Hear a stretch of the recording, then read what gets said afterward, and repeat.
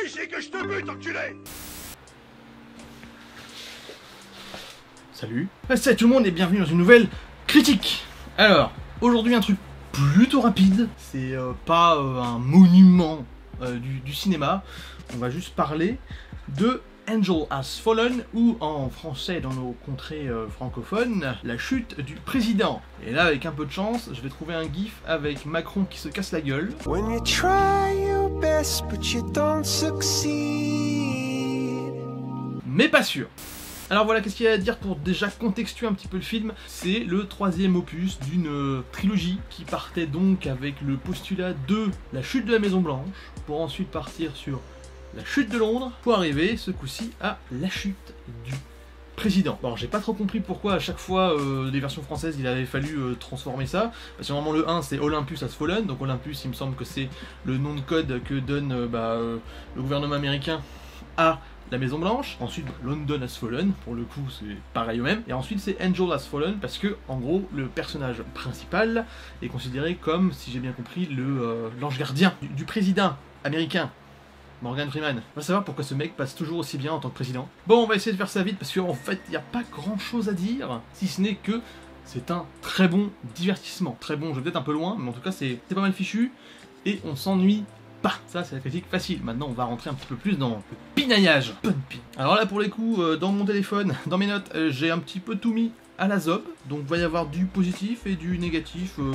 Je vais pas faire de séparation comme je fais d'habitude, où je parle en général d'abord du négatif et ensuite du positif, voire des fois inversement parce que je suis un fifou. Plus personne ne dit ça. Alors je vais commencer par un truc qu'on voit quand même directement dans la bande-annonce, c'est l'attaque de drone. Alors déjà, un petit peu du réchauffé de Venom, hein.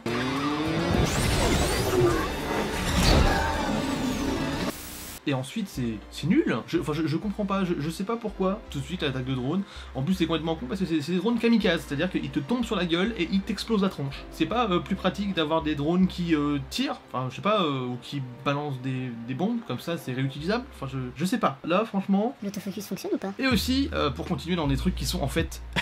dans la bande-annonce, le méchant en fait il est grillé dès le départ. Tu le vois dans la bande-annonce et tu entends même sa voix. C'est complètement con en fait. Les méchants dans le film, donc il y a le petit méchant et il y a le Uber méchant, ils sont mais grillés très très vite. Moi j'ai pas vu la bande-annonce, j'ai vu qu'en fait après quand j'ai commencé à préparer la critique, mais dans la bande-annonce tu vois qui est le petit méchant et le Uber méchant en fait dans le film tu comprends qui c'est au moins allez 3-4 minutes après le petit méchant, parce que c'est grillé de ouf en fait. Sinon dans sa globalité le film est vachement moins pro-américain que ses deux prédécesseurs, et ça pour le coup je trouve ça pas mal, parce qu'il y avait toujours ce côté un petit peu ouais, on est l'Amérique, on est trop fort, on vous nique le cul les Européens. Après je sais pas, je suis pas américain donc je me dis peut-être que quand t'es à Merloc tout de suite t'es en mode oh c'est fantastique, et puis tu mets l'hymne américain à fond dans ta chambre, voilà.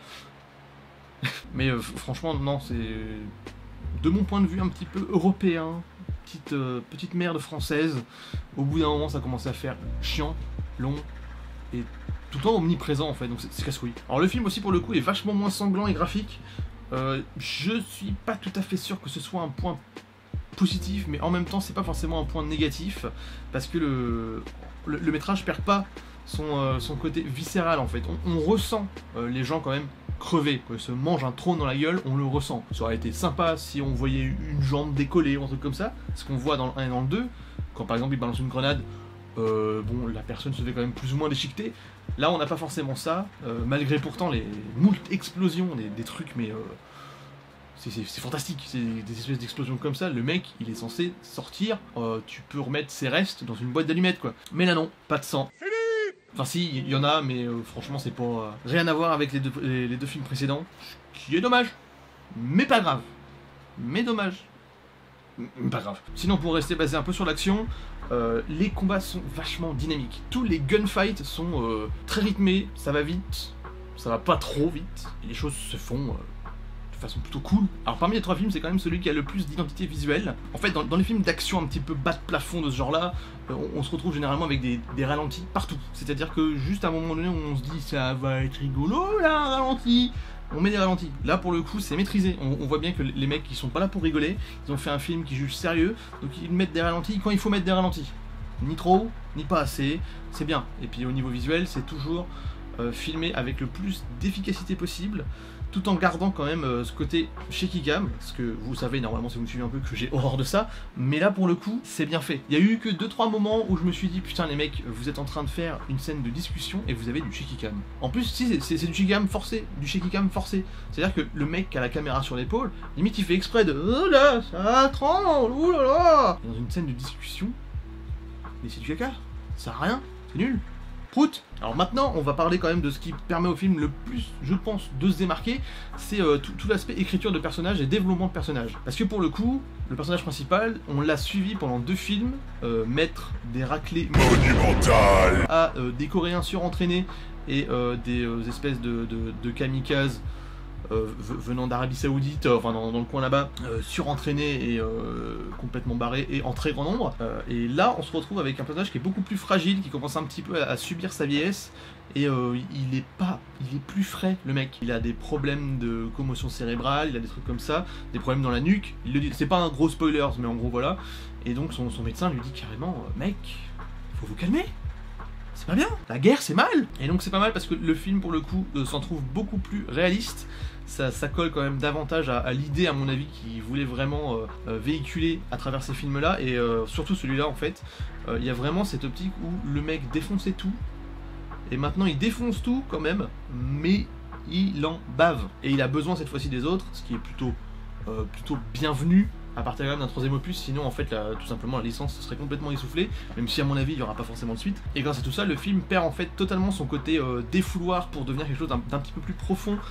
En gros c'est un petit peu typé le mec, en gros le vétéran de guerre qui n'arrive pas forcément à vivre normalement, mais que l'âge et en fait et le fait que son corps soit meurtri, la meurtrissure généralisée de son corps, là pour le coup, le rattrape et le force un petit peu à se dire bon, finalement, je vais peut-être arrêter de kicker des culs et je vais penser un peu à ma santé. Et dans ce film, il y a un truc qui est plutôt cool, c'est l'arrivée en fait du père du personnage principal qui là pour le coup, ça passe. C'est pas mal. Il est survolé je trouve, mais il est assez développé pour être un véritable personnage, secondaire certes, mais quand même un personnage et pas un truc comme ça.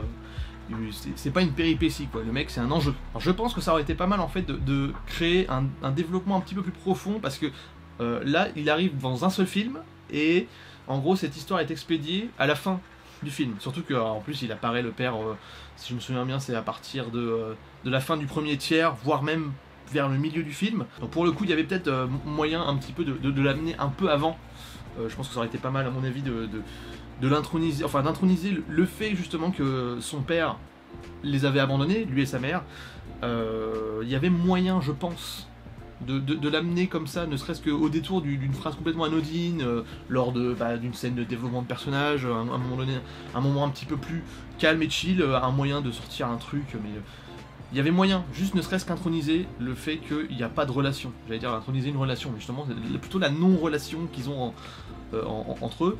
Ça aurait permis de donner un contexte, parce que là en fait c'est une surprise, même si quand t'as vu la bande-annonce tu sais que c'est pas une surprise, mais en gros ça arrive comme ça, je dirais pas comme un cheveu dans la soupe, parce que c'est bien, c'est une bonne péripétie qui devient ensuite un enjeu, et c'est intéressant, mais ça aurait mérité peut-être un peu plus de développement, pour pas que ça arrive d'un seul coup. En fait on a l'impression de prendre l'action en cours, donc enfin c'est pas une action en soi, mais l'histoire en fait, cette sous-histoire, on la prend comme ça, d'un seul coup, on se la mange dans la gueule alors qu'on a strictement aucun contexte. Alors voilà, le film est cool, il manque un petit peu de subtilité parce que honnêtement, l'intrigue est complètement cousue de fil blanc.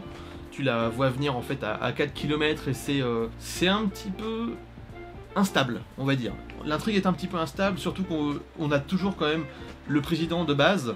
À aucun moment, à part dans les scènes finales, en fait, on le sent vraiment en danger, alors que justement, à la base, même le titre français te le dit clairement, c'est la chute du président, quoi. Il y a vraiment... Le film met pas forcément en avant le danger qu'il subit, mais plutôt le danger que subit son garde du corps, qui est accusé à tort d'avoir tenté de l'assassiner. Et donc voilà, c'est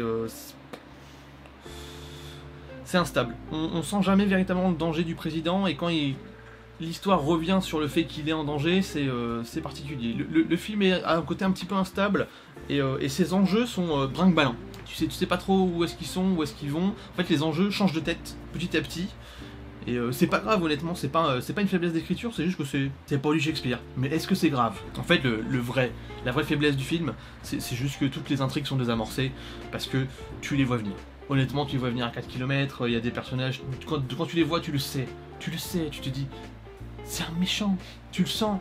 Surtout le Uber méchant, vous allez voir sa gueule, vous allez tout de suite vous dire, le mec là, lui là-bas, il ressemble à Goebbels quand même, un peu, nazi, lui, là. Moi je vous conseille d'y aller, ne serait-ce que pour se débrancher un petit peu le cerveau et voir quelque chose qui t'en met plein la vue, moins que le 2, bizarrement le 3 est quand même moins spectaculaire, mais c'est pas très grave, honnêtement ça va, il y a quand même des trucs bien méchants, où ça pète dans tous les sens, mais on va dire que le film est là peut-être un petit peu plus centré sur les êtres humains, plus que sur l'action, et je pense que c'est une force.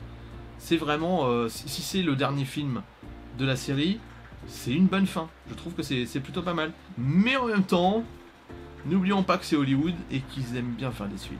Donc on verra. Bon, voilà, comme je vous l'ai dit, c'est relativement rapide. Donc on se retrouve une prochaine fois pour une autre critique ou pour autre chose. N'oubliez pas, surtout, de liker, référencement, n'est-ce pas, de commenter et de vous abonner. Et on se retrouve pour la prochaine de Dragon on Duty.